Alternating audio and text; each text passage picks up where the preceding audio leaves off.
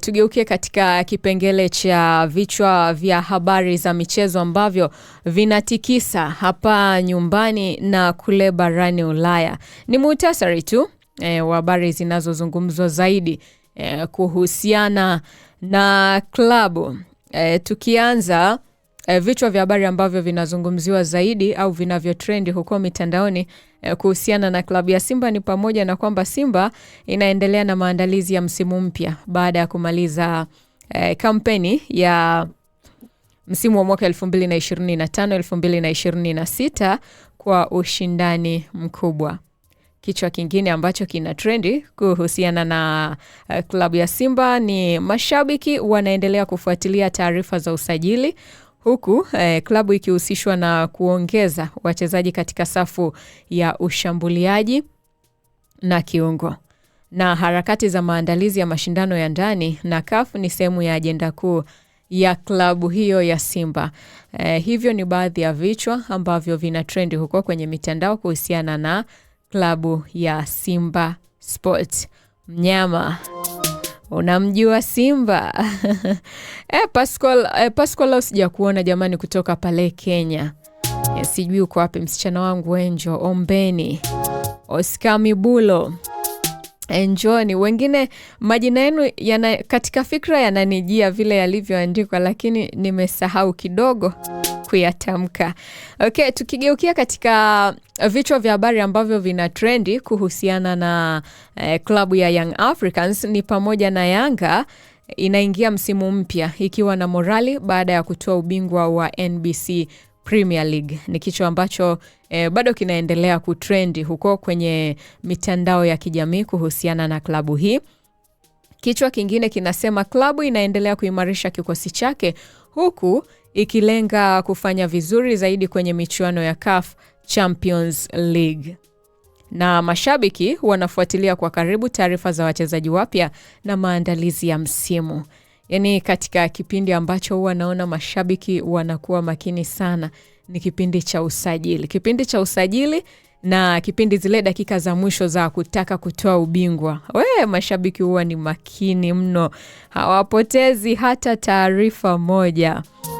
Na sisi Mbanasi Radio tuko hapa kwa ajili yako. Kama ni mara yako ya kwanza kutembelea chaneli hii ya Tanganyika Productions, ni kuombe uweze kusubscribe na kuturn on notification ili usipitwe na habari ya michezo yoyote.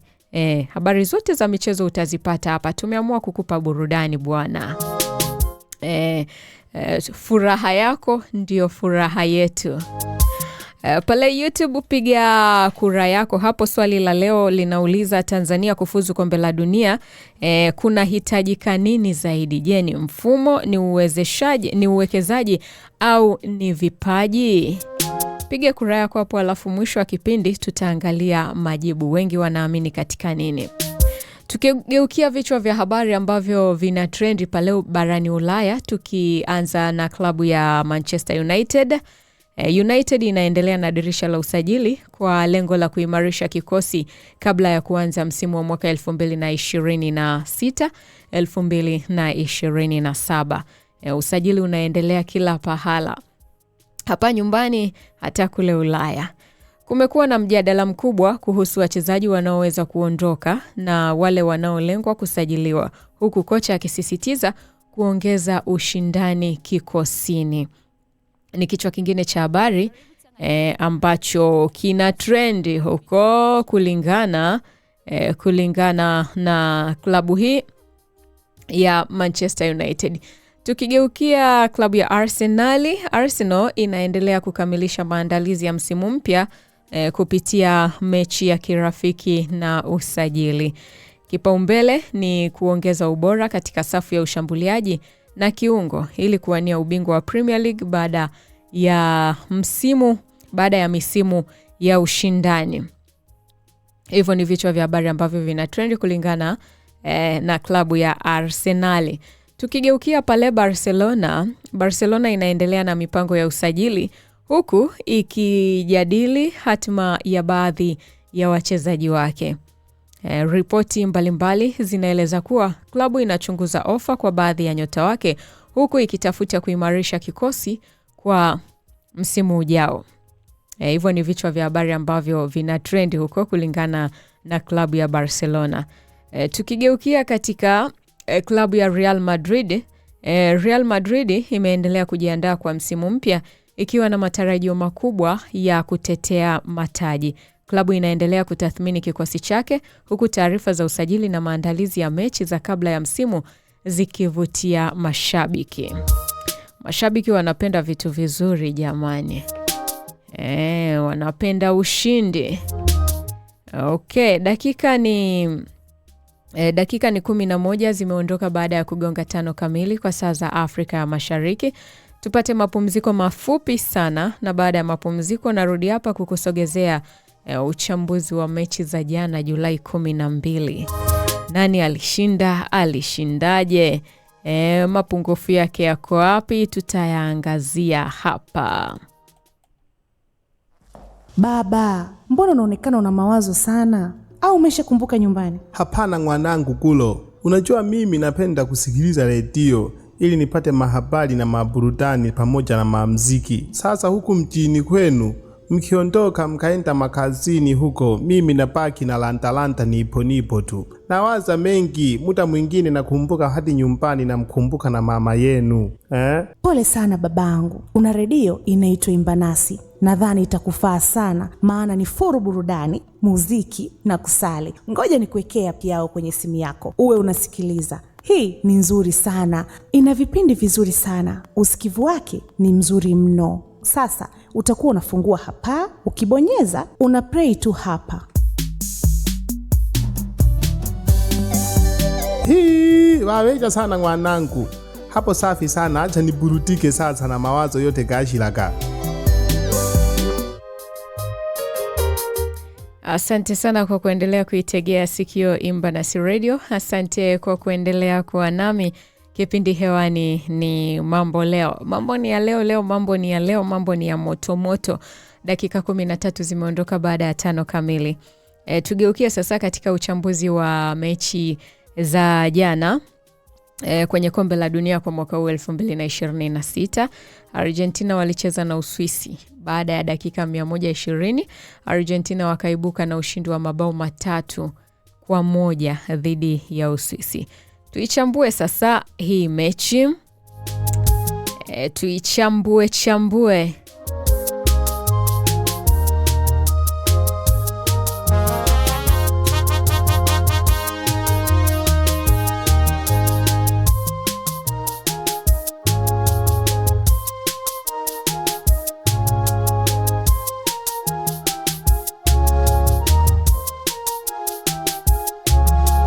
Okay, tukianza kuichambua hii mechi ya Argentina na Uswisi.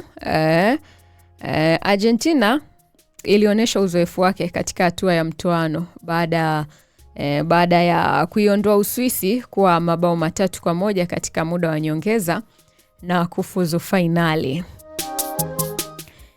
Bwana, bado wanaendelea kupambana. Katika kipengele cha uchambuzi sasa hapa, Uswisi yenyewe iliwapa Argentina wakati mgumu kwa nidhamu ya kujilinda na mashambulizi ya kushtukiza. Ni kama Uswisi walikuwa wameshasoma mchezo wakaona hapa, tusipojilinda mabao yanaweza yakawa mengi kuliko hata waliofungwa. Kwa hiyo walikuwa na nidhamu ya kujilinda na wakawa na yale mashambulizi ya kushtukiza. Dakika za nyongeza zilionyesha tofauti ya ubora wa kikosi cha Argentina na wachezaji wenye uzoefu wakitumia vizuri nafasi ambazo walizipata. Walihakikisha kila nafasi wanayoipata lazima watumie vizuri ili kuweza kuibuka na ushindi. Ndicho walichokifanya hawa Uswisi, na kiungo Argentina kilitawala mchezo katika kipindi cha pili na muda wa nyongeza, jambo lililosaidia kuibana Uswisi. Baada ya kuona bwana kipindi cha kwanza mambo yameenda ni ajeni vipi, kipindi cha pili wakaamua kuwekeza nguvu, wakautawala mpira pamoja na zile dakika za nyongeza, na iliwasaidia Argentina kuweza kuibuka na ushindi. Kilichobeba huu mchezo ni uzoefu wa Argentina katika mechi za mtoano Jambo lingine lililobeba huu mchezo ni ubora wa benchi la wachezaji. Benchi la wachezaji wa Argentina linaonekana liko vizuri, liko imara, watu makini. Na kitu kingine kilichofanya Argentina wakaweza kushinda katika hii mechi ni uchovu wa Uswisi ulionekana wazi katika ule muda wa nyongeza. Wachezaji tayari walikuwa wameshachoka. Yani lolote tu naliwe. Kwa hiyo Argentina wakaamua kutumia ile nafasi. Yani Uswisi walivyokuwa wamechoka, Argentina wakaamua kutumia ule udhaifu. Kuna jambo kwako linaweza likawa dhaifu lakini ikawa ni fursa kwa mtu mwingine. Ndicho kilichofanyika kwenye mechi ya Argentina na Uswisi. Tukiangalia nusu fainali za kombe la dunia na zenye tayari zimekamilika baada ya matokeo ya robo fainali. Nusu fainali zitakuwa France watacheza na Spain na England watacheza na Argentina. Mechi hizi zinatarajiwa kuwa miongoni mwa mechi ambazo zinavutia zaidi katika mashindano. Kwa sababu ukiangalia zote ni timu kubwa, ni timu ambazo zina wachezaji wakubwa, wachezaji wenye majina, wachezaji wakongwe, wachezaji wazoefu, washazoea kupiga boli muda mrefu, na wameshiriki sana kwenye hizo mechi za mtoano. Kwa hiyo zinaonekana ni mechi za kuvutia hizo. Katika mechi ya jana, michezo ya jana ilitoa picha tofauti. Ikiwemo kombe la dunia limefikia hatua ambayo uzoefu na utulivu vinakuwa muhimu zaidi kuliko vipaji pekee. Huku Argentina yenyewe ikionyesha kwa nini ni miongoni mwa timu zinazopigwa upatu kutoa ubingwa.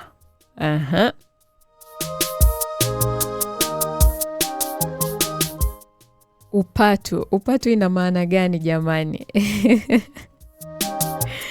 Inaonekana kwamba Argentina kwa nini ni miongoni mwa timu zinazopigwa upatu kutoa ubingwa?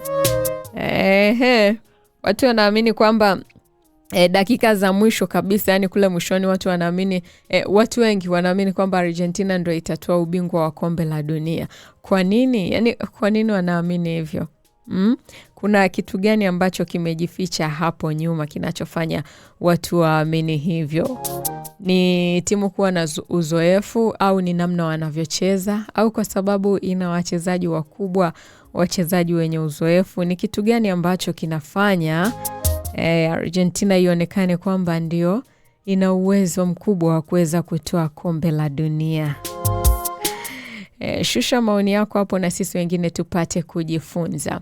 YouTube hapo utatupata kwa jina la Tanganyika Productions.